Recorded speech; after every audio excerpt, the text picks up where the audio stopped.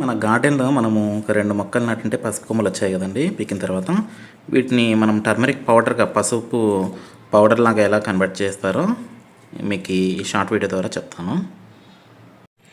పసుపు కొమ్మలు కోసిన తర్వాత వాటికి ఉండే చిన్న చిన్న పీస్ వేర్లు ఉంటాయి కదండి, అవన్నీ తీసేసి ఇలా కొద్దిగా వాటర్లో వీటిని వేసేసి కొంచెం లైట్గా హాఫ్ బాయిల్ లాగా బాయిల్ చేసి ఉడకబెట్టుకోవాలన్నమాట. ఫస్ట్ ఇలా కుక్కర్లో అట్లీస్ట్ ఒక 5 విజిల్స్ వచ్చేంత వరకు కూడా ఇలా ఉడకబెట్టుకోవాలన్నమాట.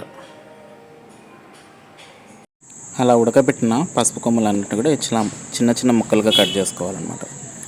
కట్ చేసుకున్న తర్వాత 2 డేస్ కంప్లీట్గా ఎండలో పెట్టేసుకొని కంప్లీట్గా డ్రై అయిపోవాలన్నమాట. డ్రై అయిపోయిన తర్వాత గ్రైండ్ చేసుకున్న తర్వాత మనకు టర్మరిక్ పౌడర్ రెడీ అవుతుంది.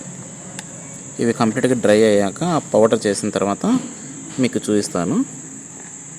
2 డేస్ ఇలా ఎండలో మనము డ్రై చేసినప్పుడు మనం కట్ చేసి పెట్టుకున్నాం కదా పసుపు కొమ్ములు, ఉడకబెట్టేసి పీసెస్ చేసుకొని అవి ఇలా ఎండిపోయాయి అన్నమాట.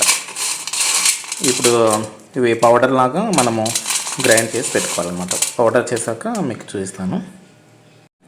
ఫ్రెండ్స్, ఇదిగోండి పసుపు కొమ్ములు బాగా ఎండిపోయిన తర్వాత చిన్న చిన్న ముక్కలు చేసి పెట్టాం కదా, ఉడకబెట్టేసి చిన్న చిన్న ముక్కలు చేసి ఎండబెట్టాం కదా. ఇప్పుడు గ్రైండ్ చేస్తుంటే చూడండి మన టర్మరిక్ పౌడర్ పసుపు రెడీ అయిపోయింది. చూడండి, ప్యూర్ అనమాట, ఎటువంటి కలర్ లేకుండా ఓన్లీ పసుపు కొమ్మలు జల్లిస్తే ఇలా వస్తుంది అనమాట కలర్.